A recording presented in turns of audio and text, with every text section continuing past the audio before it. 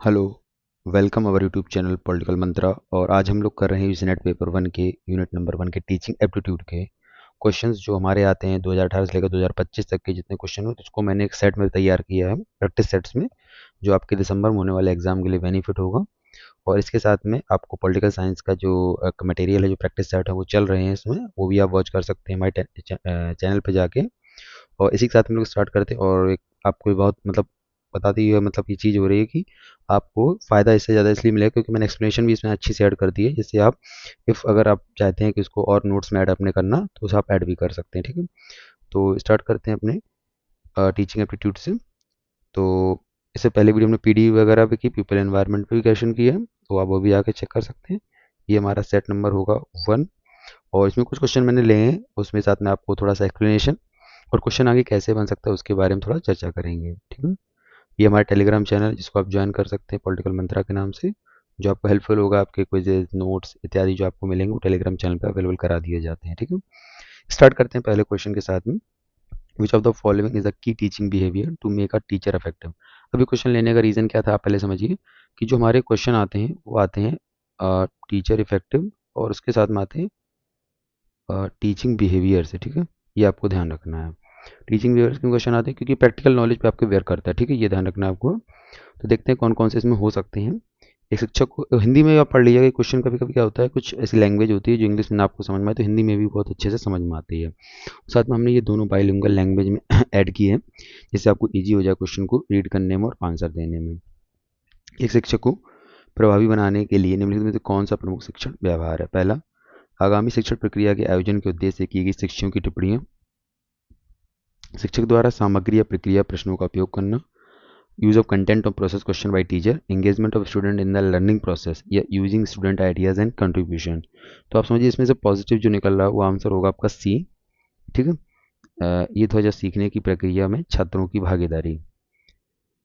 प्रभावशीलता का आधार क्या है। एक शिक्षक का प्रभावी होना तभी माना जाता है जब वह छात्रों को वास्तव में सीखने की मदद कर सके। सक्रिय भागीदारी यानी कि इसे कहते हैं active participation in the learning process. ठीक है, छात्र केवल निष्क्रिय सदा नहीं बल्कि ये सामग्री से जुड़े हुए, प्रेरित, चिंतनशील, सक्रिय रूप से संलग्न छात्र बेहतर। मतलब अगर आप इसको छोटा समझना चाहें, यदि आप पढ़ रहे हैं और आपका टीचिंग जो मटेरियल है वो आपको रिलेवेंट कर रहा है, जैसे जस्ट लाइक दिस, एक क्लासरूम में आप बैठे हुए हैं और आपने कुछ पढ़ाया, जैसे आप भी टीचर बन रहे हैं आगे, तो कितना आपने उसको एक्टिव किया बच्चे को, क्योंकि अगर 50 बच्चों की क्लास है तो आपने कितने लोगों को एंगेज कर रहे हैं अपनी लर्निंग प्रोसेस में। इसे हम लोग कहते हैं लर्निंग प्रोसेस।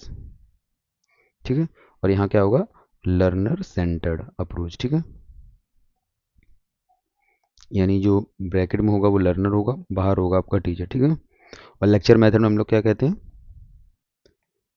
लेक्चर मेथड में होता है टीचर, टीचर मेनली होता है। ठीक है, तो यहाँ लर्नर सेंटर्ड की अप्रोच हो जाएगी। ठीक है, सेकंड क्वेश्चन है the basic requirement of the organising teaching और रिफ्लेक्टिव डील। मतलब रिफ्लेक्टिव लेवल जो हमारे 3 लेवल दिए गए हैं, मेमोरी लेवल, इसे कहते हैं हाईएस्ट लेवल जिसे हम लोग कह रहे हैं ना, तो उस तरीके से मुझे चिंतनशील स्तर जो हमारा होगा शिक्षण के आयोजन के लिए बुनियादी आवश्यकताएं किससे संबंधित है। एक तो पहला सिस्टमैटिक एंड सीक्वेंशियल प्रेजेंटेशन करना, fact and information by the teacher. आप समझ लीजिए जैसे हमने फैक्ट बता दिए सारे। ठीक है, एक तो ये हो गया। दूसरा, छात्रों को समस्या उनके समाधानों का पता लगाने और समझाने में मदद करना। सी, छात्रों द्वारा तथ्यों का अनुवाद और व्याख्यान करना। शिक्षक द्वारा ठोस तथ्य और क्रिया कम करना। देखिए अगर ऐसा इंग्लिश में, हिंदी, दोनों में आप समझना चाहें, देखिए एक चिंतनशील स्तर होगा तो उसमें छात्रों द्वारा तथ्य की बात तो नहीं होगी, क्योंकि मेमोरी लेवल की बात होगी, जिसे हम रट्टाफिकेशन हम लोग कहते हैं। ठोस तथ्य यानी गिविंग कॉन्क्रीट फैक्ट दे देना, ऐसा भी कुछ नहीं है। ठीक है, शिक्षक द्वारा तथ्यों सूचना होगा, ये भी नहीं है। आपका जो ऑप्शन सही होगा वो होगा छात्रों की समस्या उनके समाधानों का पता लगाने में मदद करना। ठीक है, ये आप ध्यान रखना, आंसर बी होगा। ठीक है इसका। और इसमें जो हम लोग मेन याद रख सकते हैं रिफ्लेक्टिव लेवल को एक हाईएस्ट लेवल। ठीक है, और उसके साथ नेक्स्ट क्वेश्चन है in the context of classroom teaching the foundation on which a warm and nurturing relationship with the learner can be built as called. यानी कक्षा शिक्षण के अधिकतर क्वेश्चन इसमें लिए मैंने, जिस नियम में शिक्षार्थियों के साथ मधुर और पोषणपूर्ण संबंध बनाया जा सकता है क्या कहलाता है? प्रोबिंग, टीचर अफेक्ट, स्ट्रक्चरिंग या फीडबैक कहलाता है। यानी हम लोग जब रिजल्ट बनाते हैं तो इसमें हम लोग कहते हैं टीचर अफेक्ट कहलाता है, ठीक है, क्योंकि यही अभी हम लोग पिछले क्वेश्चन में बात कर रहे थे। जैसे एक टीचर है तो अपने रिलेशन बना रहा है स्टूडेंट के साथ में, इफेक्ट कितना करता है टीचर अपने स्टूडेंट के साथ में, एक है कि बता के जा रहा है, एक जो रिलेट कर रहा है चीज़ों को। जैसे आप एग्जांपल आप पढ़ रहे थे जिस समय, तो टीचर आपसे जितना अच्छे से बात कर रहा था, समझा रहा था, कॉन्सेप्ट को क्लियर कर रहा था, उसमें अगर आप रिलेट बना पा रहे थे तो ये क्वेश्चन जो पिछला था वो भी इससे संबंधित था और इससे पिछला वाला भी उसी से संबंधित था, ठीक है। नेक्स्ट क्वेश्चन, और क्वेश्चन थोड़े से इजी है तो मैंने एक्सप्लेनेशन में, जिसमें एक्सप्लेनेशन जरूरत पड़ेगी एक्सप्लेनेशन की, उसमें मैंने ऐड कर दी है, ठीक है। List of learning outcome indicated below, identify high level outcome क्या होते हैं, ठीक है। जो दिए गए मतलब एक 6 जो मतलब स्टेटमेंट टाइप के दिए गए हैं उसमें बताना है कि जो हायर लेवल में कौन कौन सी बात करती है, ठीक है। अब देखते हैं, आपको तो पढ़ते ही पता चल जाएगा कौन कौन से होंगे कौन कौन से नहीं होंगे। देखिए पहला पढ़िए, learning of facts and rules. Fact and rule को पढ़ोगे तो नहीं आने वाला है, ये तो आप समझ लीजिए। Second, showing the ability to analyse and synthesis, बिल्कुल सही आपका हो जाएगा। Awareness, responding and valuing, imitation, manipulation and precision, articulation and naturalisation, organisation and characterisation. कि पहले तो ये तो रिमूव कर दीजिए आप, क्योंकि ये तो नहीं होगा ऑप्शन में, ठीक है। उसके साथ आप देखिए विशेषण हो गए हैं, और इमिटेशन, मैनिपुलेशन एंड प्रिसीजन भी हो सकता है, और आर्टिकुलेशन एंड नेचुरलाइजेशन भी हो सकता है आपका। तो देखते हैं इसमें से कौन सा हो सकता है। और ऑर्गेनाइजेशन एंड कैरेक्टराइजेशन उसके साथ में इम्पैन हो जाएगा। सेकंड, फोर्थ एंड सिक्स में आपका ये होगा ये नंबर ऑप्शन। देखिए मैं कैसे बता देता हूँ, मैंने ऐड कर दिया है। देखिए showing the ability to analyse and synthesis, देखिए इसमें सारे सही हो सकते हैं, बट पूछ रहा है हायर लेवल। हाई लेवल का मतलब हो गया जो हाई लेवल, अभी बताता हूँ इसके आगे स्लाइड में नेट कर रखा है। Showing the ability to analyse and synthesis, articulation and naturalisation, organisation and characterisation.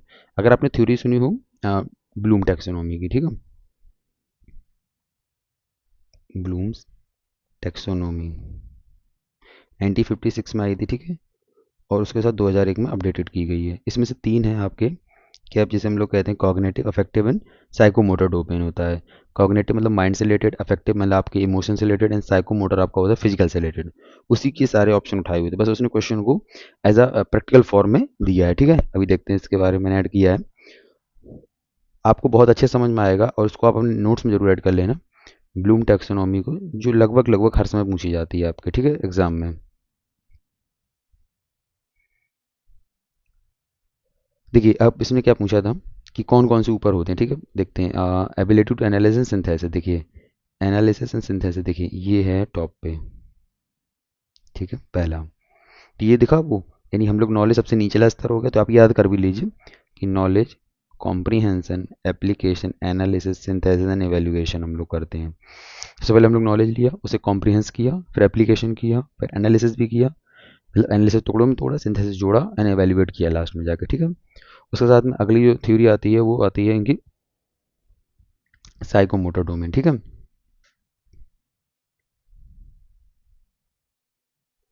और इन्हीं की है ब्लूम्स की सर्किट, ठीक है। Imitation, manipulation, precision and articulation, naturalization. देखिए can the student copy the behaviour while observing a demonstration, उसी के जैसा करना, ठीक है, एक जैसे व्यक्ति के जैसे सेम टू सेम करना। मैनिपुलेट करना, can the student perform certain action from memory from a set of direction के हिसाब से चलेगा, ठीक है।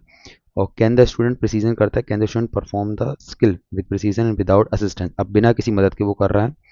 उसके साथ में आर्टिकुलेशन कर रहा है, can the student coordinate and adopt action for consistency and novelty, धीरे धीरे करने लगता है, और फिर नेचुरलाइजेशन उसके शरीर में होने लगता है। बाइसिकल का भी उदाहरण ले सकते हैं, जैसे पहले उसने बाइसिकल देखते हुए किसी को देखा, फिर उसके साथ किसी ने सहयोग किया, फिर प्रिसीजन में उसका किसी सहयोग नहीं था, आर्टिकुलेशन होने लगा, धीरे धीरे वो चीज़ में उसके माहिर होने लगा, एंड नेचुरलाइज उसके अब साइकिल ऐसे चलाने जाते हैं तो आप यही सोचते हैं कि पैडल मैंने कहाँ करना है, इसे बाइक चलाते हैं तो ब्रेक कब लगाना है, तो आदमी सामने आ जाती है ना चीज़ें, एक्सीलेटर कब ले रहे, मतलब तो चीज़ें आपकी साइकिल से भी सब समझ सकते हैं। उसको याद कर लेना आप, इम पेन इसका शॉर्टकट होता है IMPAN। इसकी ये ट्रिक है, इम पेन यानी imitation, manipulation, precision, articulation and naturalisation. और इसकी ट्रिक तो नहीं पर ये आपके नॉलेज से याद कर सकते हैं, नॉलेज एंड इवेल्यूशन। और एग्जाम में ये पूछा जाता है कि इसको आप सीक्वेंस से लगाइए, या कुछ दिए होंगे तो आपको बताना है ये है या नहीं है, तो इस तरीके से भी आपको पूछ सकता है। नेक्स्ट है आपका, ऐसे कहते हैं हम लोग अफेक्टिव डोमेन में।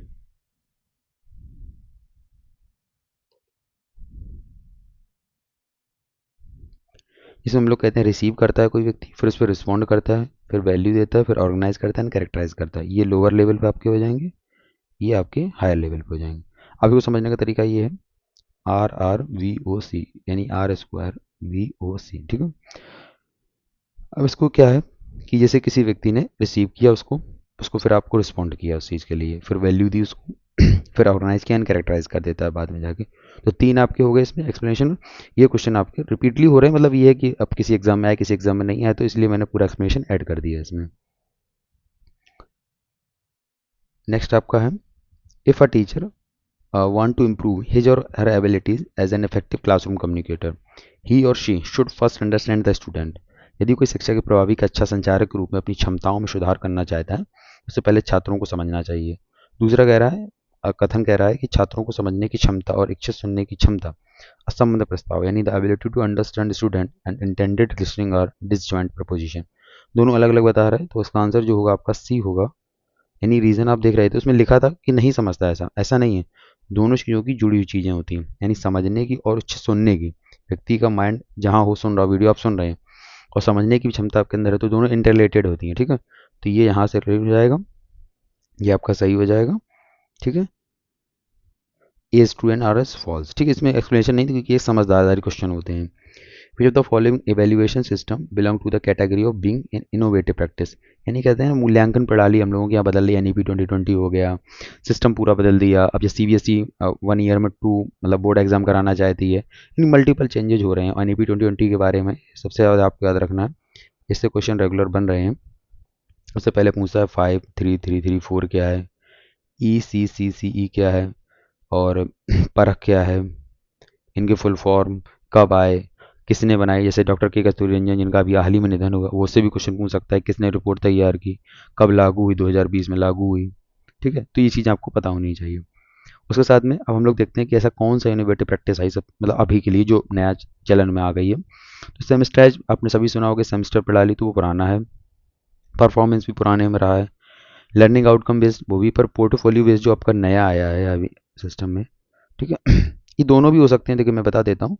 अगर आप इसको भी लेंगे तो भी आंसर हो सकता है, क्योंकि आंसर की पर डिपेंड करेगा उसमें। अगर पोर्टफोलियो बेस्ड हो, क्योंकि अगर इनोवेटिव बिल्कुल नया बात किया है तो दोनों ही नए हैं, ठीक है। क्योंकि हम लोग NEP 2020 में ये कहते हैं कि लर्निंग जो है ना outcome based and the outcome जितना है एवोल्यूशन हम उस पर करेंगे, ठीक है। देखिए आंसर मैंने सीज का दिया है, बट अगर आप दोनों चाहें तो दोनों आप इसमें ऐड कर सकते हैं। इनोवेटिव प्रैक्टिस किसको माना जाता है, पोर्टफोलियो वाला। इसमें क्या होता है, आपका जो मतलब सिर्फ नॉट अ एग्जाम, ठीक है, आपकी फिजिकल एक्टिविटी, आपने अदर सेगमेंट में अगर कुछ अपना एक्स्ट्रा कर रखा है तो उसमें सारी चीज़ें आपकी इंक्लूड की जाएंगी आपके रिपोर्ट कार्ड में। समग्र मूल्यांकन करते हैं हम लोग, होलिस्टिक असेसमेंट। ये छात्रों के ज्ञान, कौशल और दृष्टिकोण का आकलन केवल एक परीक्षा के माध्यम से नहीं करता, बल्कि समय के साथ उनके कार्यों, उपलब्धियों और प्रगति के संग्रह पोर्टफोलियो पर आधारित होता है, ठीक है। सेल्फ रिफ्लेक्शन होता है ना, ऑनरशिप होती है इसमें। और मैं बता दूं अभी लास्ट के एग्जाम पोर्टफोलियो से क्वेश्चन पूछा गया था, तो आप ये ध्यान रखना पोर्टफोलियो के बारे में भी। सेल्फ रिफ्लेक्शन ओनरशिप ये छात्रों को अपने सीखने की प्रक्रिया पर चिंतन करने, अपनी सफलताओं और कमियों को पहचानने, अपनी सीखने या जिम्मेदारी लेने के लिए प्रोत्साहित करता है, जो पारंपरिक कक्षाओं में संभव नहीं होता। तो मैंने वही बताया आपको कि मतलब अपनी पूरी पूरी पता होगी उसको लाइफ में, जो आप में मतलब घटी चीज़ें अभी लास्ट में, या फिर उसने जितना अभी 1 साल में अपना जो तैयार किया है, अब फिजिकल में, मेंटली, कोडिंग अभी स्टार्टिंग कर दी गई है साथ में, उसके साथ परफॉर्मेंस बेस्ड होता है। यह वास्तविक दुनिया के कार्यों और अनुप्रयोगों पर अधिक ध्यान केंद्रित करता है, ठीक है, और रटने आधारित मूल्यांकन से अलग रहता है, ठीक है। नेक्स्ट क्वेश्चन है, फ्रॉम द लिस्ट गिवन किया गया है, competition and effective teacher, domain of personality and attitude के बारे में पूछ रहा है। प्रभावी उन दक्षताओं की पहचान करनी है जो व्यक्तित्व और दृष्टिकोण से संबंधित हैं। पहला, locus of control, communicating, managing, self efficiency, teacher enthusiasm and being organised orderly. तो इसमें होगा आंसर बी होगा आपको, locus of control, self efficiency and teacher enthusiasm.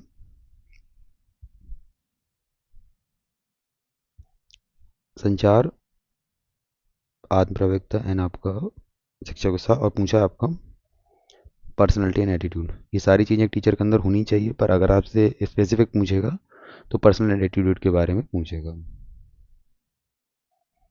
In which level of teaching the lower level learning outcome get focused, memory, understanding, reflective and autonomous development level पे होगी। इसका answer होगा आपका ए, यानी मेमोरी लेवल आपकी होगी। यही क्वेश्चन पहले चल रहा था, मेमोरी लेवल सबसे निचला स्तर होगा। जिसका उद्देश्य होता है सिर्फ रोड मेमोराइजेशन एंड रिकॉल करना ओनली। जैसे अभी लास्ट के एग्जाम में आपने पॉलिटी क्वेश्चन देखे होंगे पॉलिटिकल साइंस में, तो वो फैक्चुअल आ रहे हैं चीज़ों को लेकर।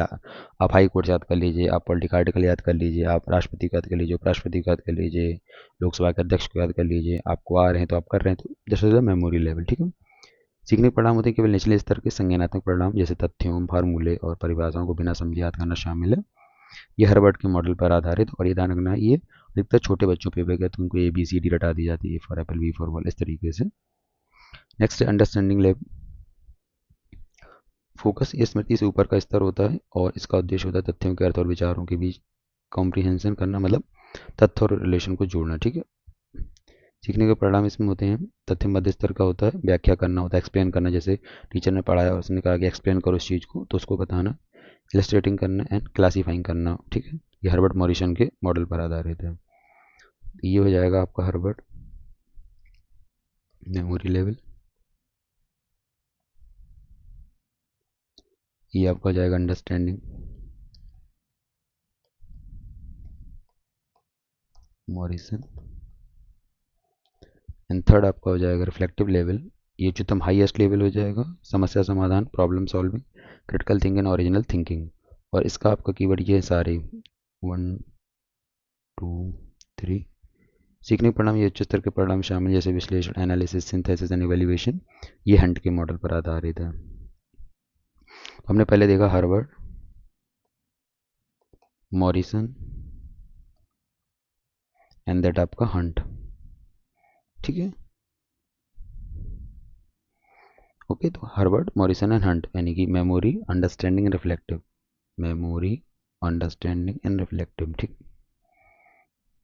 Next question, which of the following tools is a collaboration of tool with a virtual classroom environment. तो ऐसा कौन सा टूल है जो आपका आभासी अच्छा वातावरण के लिए एक सहयोग उपलब्ध कराता है। तो आपका ये टूल हो जाएगा ए व्यू टूल। ए व्यू क्या है, इसका फुल फॉर्म है Amrita virtual interactive e learning world कहलाता है। ठीक है। इसको मैं हटा देता हूँ पीडीएफ के लिए। It is a collaborative e learning platform, virtual classroom solution developed by Amrita university India ने इसको किया है। ठीक है। और ये है national mission on education through information and communication technology के थ्रू। पर्पज इसका रहता है live interactive two way communication, ठीक है, बिटवीन ए सिंगल एक्सपर्ट और teacher and thousand of student in remote location, making it a powerful tool for large scale virtual classroom. ऐसा होता है जब कोई रिमोट लोकेशन पे, यानी दूर दूर जो आपके बच्चे हैं, उनको एक ही जगह पे ऑनलाइन व्यवस्था इसकी तरीके से कर देना कि टीचर आपका, जैसे जूम मीटिंग हम लोग करते हैं, गूगल मीट पे करते हैं, इस तरीके से लार्ज स्केल पे वर्चुअल क्लासरूम बनाना। ठीक है। एंड फैकल्टी ट्रेनिंग के द्वारा होता है। ठीक है। की फीचर्स इसके ये हैं कि video conferencing, content sharing and interactive, white boards होते हैं, पोलिंग होती है इसमें। ठीक है। और कोलेब्रेशन करता है बच्चों के साथ। ठीक है। इंगेजमेंट वर्चुअल सेटिंग में। तो इसका फुल फॉर्म आप आते जरूर कर लेना, Amrita virtual interactive e learning world, Amrita virtual interactive e learning world. ठीक है। अगला क्वेश्चन है, for encouraging learning to learn,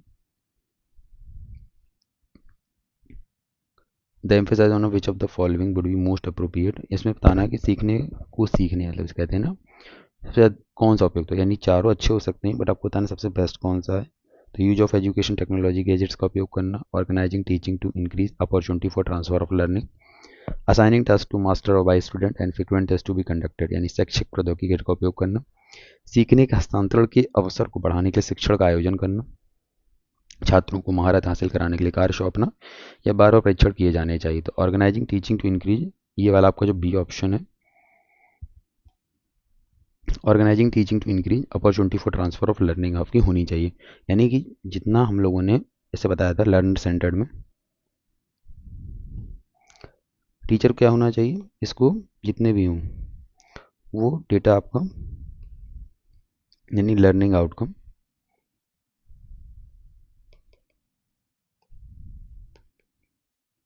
best आना चाहिए। ठीक है। तो इस तरीके से अपॉर्चुनिटी देना क्लासरूम में, वाद विवाद हो गए, मतलब जैसे हम लोग कहते हैं ना, टॉक हो गई, बच्चों में आपस में प्रतियोगिताएं होंगी, तो इस तरीके से टीचिंग का बढ़ाना। नेक्स्ट है, which of the following is a की ऑफ इफेक्टिव टीचिंग बिहेवियर। ठीक है। कौन से इसमें से है जो आपका इफेक्टिव टीचिंग बिहेवियर कहलाता है। तो पहला है शिक्षक की मध्यस्थता वाला संवाद जो शिक्षार्थियों को जो सीखा जा रहा है उसे पुनर्गठित करने में मदद करता है। छात्रों द्वारा दिए गए उत्तर का स्पष्टीकरण प्राप्त करना, छात्रों की प्रतिक्रिया के बारे में अतिरिक्त जानकारी मांगना, छात्रों के आत्मसम्मान और सकारात्मक दृष्टिकोण के बढ़े हुए स्तर में योगदान देने वाले कम त्रुटि और उच्च सफलता को बढ़ावा देना। इसका आंसर होगा आपका डी, छात्रों की आत्मसम्मान, सकारात्मक दृष्टिकोण के बढ़े हुए स्तर में योगदान देने वाली कम त्रुटि वाली उच्च सफलता को बढ़ावा देना। तो जितने भी ऐसे क्वेश्चन मैंने आपको कराए इसलिए कराए कि आप देखिए ये इजी भी क्वेश्चन है और आपके प्रैक्टिकल बेस पे संबंधित है। ठीक, आप इसको अपनी जगह रख के देखिए, आप टीचर बन के देखिए या स्टूडेंट बन के देखिए, आपको जो लगता है बेस्ट, क्योंकि हो सकता है 2-3 बेस्ट हों बट उसमें सबसे बेस्ट। ठीक है, नेक्स्ट क्वेश्चन है which of the following sequence decides outcome based curriculum design for college level teaching programme. आपको बनाना है तो क्या होगा, कॉलेज स्तर के लिए आपको बनाना है तो क्या रखेंगे, content, teaching, learning, learning outcome and valuation, design, learning outcome, content, teaching, learning, assessment and valuation, teaching, learning, content, learning outcome, assessment and valuation, content, learning outcome, design, teaching, learning, evaluation, assessment. इसका answer होगा आपका B. देखिए सबसे पहले क्या होगा, जब आप कॉलेज स्तर पर जाते हैं तो आपको पता होना चाहिए कि बच्चे से क्या निकलवाना है बाद में पढ़ाने के बाद। तो पहले हमें पता होना चाहिए डिजायर्ड लर्निंग आउटकम क्या होगा। ठीक है, फिर हम कंटेंट रेडी करेंगे उसके लिए, फिर हम टीचिंग लर्निंग करेंगे, फिर असेसमेंट करेंगे एंड एवेल्युएट करेंगे। सबसे पहले हम लोग डिजायर्ड इसलिए देखेंगे कि पता तो होना चाहिए एंड में चाहिए क्या रिजल्ट, क्योंकि कॉलेज लेवल की बात हो रही है तो वहाँ बच्चे सारे बड़े होते हैं, तो हम लोग कहते हैं रिफ्लेक्टिव लेवल का वहाँ लगाएंगे उपयोग। ठीक है, तो डिजायर्ड लर्निंग आउटकम, फिर कंटेंट यानी कि डिजायर्ड कंटेंट, टीचिंग लर्निंग, उसका असेसमेंट एंड इवेल्युएशन सबसे लास्ट में होगा। ठीक है, हो सकता है कि आपको इवेल्युएशन के बाद फिर आपको रीटीचिंग करनी पड़े, जिसे हम लोग कहते हैं micro teaching,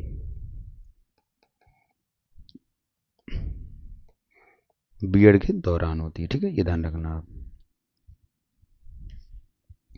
in which of the following modes of assessment the potential of the increasing interesting motivation is optimum.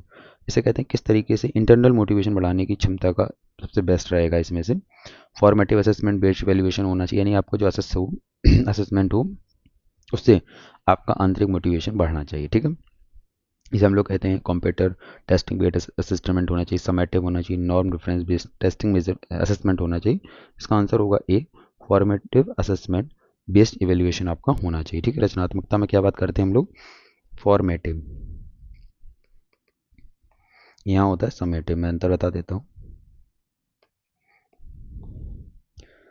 Formative summative में आंसर होगा ये आपके मिड में चलता रहता है, यानी कि इन द प्रोसेसर, यानी आपकी पढ़ाई चल रही है उसके बीच में, जैसे मिड टर्म हो गए, क्विजेज हो गई, टेस्ट हो गए, मतलब वीकली टेस्ट हो गए, इस तरीके से समेटिव होता है आपका एंड रिजल्ट, ये आपके एंड में होता है समेटिव। और समेटिव मतलब बिल्कुल आपके एंड में नंबर बता दीजिए, फॉर्मेटिव में आपकी सुधार की प्रोसेस होती है।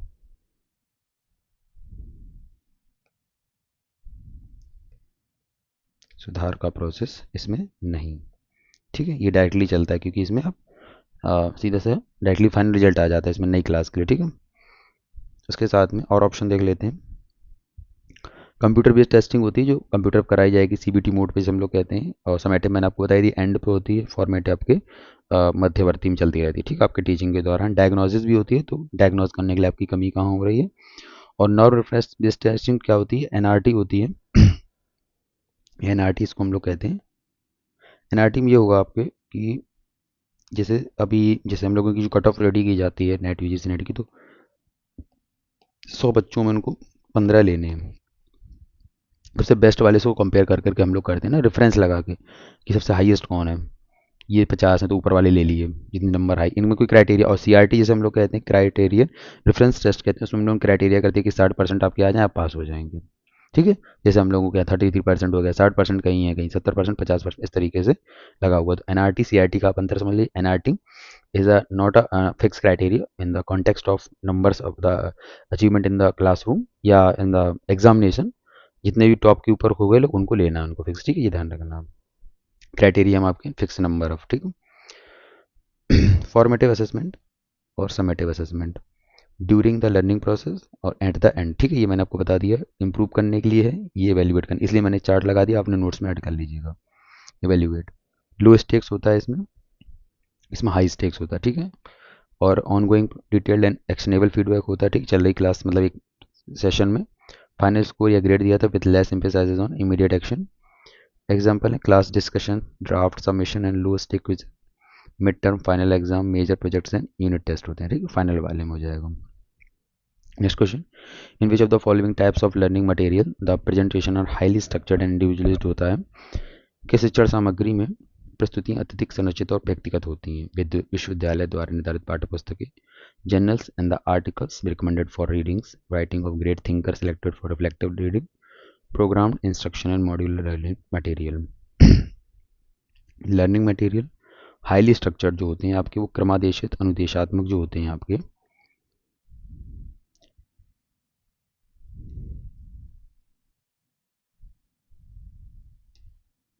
क्रमादेशित अनुदेशात्मक मॉड्यूलर शिक्षण सामग्री जो आपकी प्रोग्राम इंस्ट्रक्शन क्या होती है, जैसे एनसीईआरटी रेडी कर रही है तो पहले ही सारे उसमें पता है कि किससे क्या रखना है, उसमें कितने उसमें चैप्टराइजेशन रखने हैं, किस क्लास के अकॉर्डिंग है, क्या क्या उसमें मटेरियल को रखना है, और आगे जाके उसको कैसे ऐड करना है। जैसे 9th क्लास में अलग दिया, 10th में थोड़ा बढ़ा उसी को जोड़ के आगे बढ़ाना।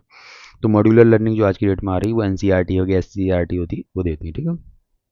नेक्स्ट क्वेश्चन है, which theory of the theorist are associated with learning through observation? Behaviourist theory Skinner की, कंस्ट्रक्टिविस्ट थ्योरी पियाजे की, सोशल कॉग्निटिव थ्योरी बांडूरा की, and socio culture theory Vygotsky की।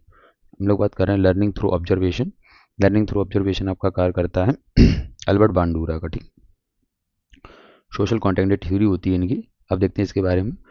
Observation learning is a component of Albert Bandura social cognitive theory, ठीक है, ये Albert बांडूरा का सिद्धांत है।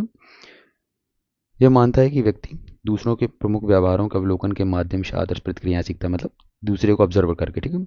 अवलोकनात्मक अधिगम व्यवहार को कई तरह से प्राप्त करता है, जैसे सकारात्मक और नकारात्मक। व्यक्ति मतलब गलत संगत में है, जैसे कहते हैं ना, ऑब्जर्व करके व्यक्ति को, घर में पेरेंट अच्छे हैं तो अच्छा है, गलत है तो गलत है, सोसाइटी कैसी, उस तरीके से भी उसको देखा जाता है। उदाहरण के लिए पूरी तरह से नए व्यवहार को सीखता है, पहले से सीखे व्यवहारों की आवृत्ति को बढ़ाए घटा भी सकता है। इन्हीं से कहते हैं हम लोग प्लस माइनस दोनों हो सकते हैं ऑब्जर्वेशन,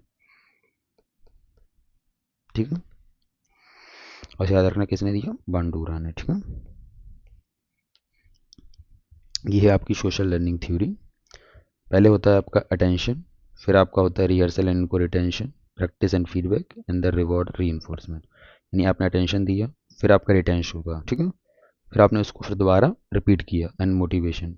सोशल लर्निंग थ्योरी इनकी रहेगी अनिल बांडूरा, ठीक है। नेक्स्ट क्वेश्चन है, the direction of flow of emotional energy is change through the process of redirection and sublimation from undesirable goal to socially desirable one. यानी जो भावनात्मक ऊर्जा होती है इमोशन की, वो अवांछनीय लक्ष्य से सामाजिक रूप से वांछनीय लक्ष्य की ओर ट्रांसफर होती है, मतलब जैसे कहते हैं ना, नॉर्मल से थोड़ा अच्छी तरफ, मतलब, ठीक है। रेचन एक वांछनीय विधि जिसे भावनात्मक ऊर्जा के विमोचन के लिए चैनल प्रदान किए जाते हैं। दोनों इसके स्टेटमेंट आपके सही हैं। जो भावनात्मक ऊर्जा के प्रभाव जैसा अवांछनीय लक्ष्य सामाजिक रूप से वांछनीय लक्ष्य की ओर जाती है, ठीक है। रेचन एक वांछनीय विधि जिसमें भावनात्मक ऊर्जा के विमोचन के लिए माध्यम प्रदान किए जाते हैं। कला के माध्यम से भावनाओं और शुद्धिकरण निर्जरा, मतलब इसे कह सकते हैं एक प्रकार से इफेक्टिव डोमेन में आपका उपयोग होना भावनात्मक ऊर्जा का, ठीक है। What is the main M of classroom management, ठीक है। क्लासरूम मैनेजमेंट के कौन कौन से हैं मुख्य उद्देश्य हैं? कक्षा को व्यवस्थित करना, to establish the primary of the teacher, to sustain a quiet environment, to maintain a positive productive learning environment. सभी क्वेश्चनों में वही आपको मिलेगा, टीचिंग लर्निंग एनवायरनमेंट से सकारात्मक उत्पादक शिक्षण वातावरण बनाए रखना, ठीक है। कक्षा प्रबंधन में विभिन्न प्रकार के कौशल और तकनीक शामिल होते हैं, जिसमें होता है हम लोग शिक्षक के कुछ दर्शन बनाने के लिए कह सकते हैं। अब देखिए इस क्वेश्चन में आप कह सकते थे कि लर्निंग एनवायरनमेंट और क्वेट एनवायरनमेंट, बट ये ना कि मेन नेम क्या है। मैंने कहा ऐसे क्वेश्चनों में अधिकतर चार ऑप्शन, चारों सही आपको लग रहे हैं, बेस्ट कौन सा है वो आपको चूज करना होगा इसमें, ठीक है। उसके साथ में कक्षा प्रबंधन का उद्देश्य छात्रों को एक संरचित वातावरण, व्यवहार, एक सामाजिक और शैक्षणिक सफलता प्राप्त कराना है, जो सहनशीलता, अनुकरणीय व्यवहार जिसे कहते हैं इमिटेशन करके सीखने यानी लर्निंग को बढ़ावा देता है। कक्षा प्रबंधन का मुख्य उद्देश्य एक सकारात्मक उत्पादक शिक्षण वातावरण बनाए रखना। ये समझ सकते हैं शिक्षक के द्वारा लर्निंग को थोड़ा सा अच्छा बनाना और बच्चों को समझ में आए, जिससे कि लर्निंग आउटकम अच्छे हों, ठीक है। धन्यवाद।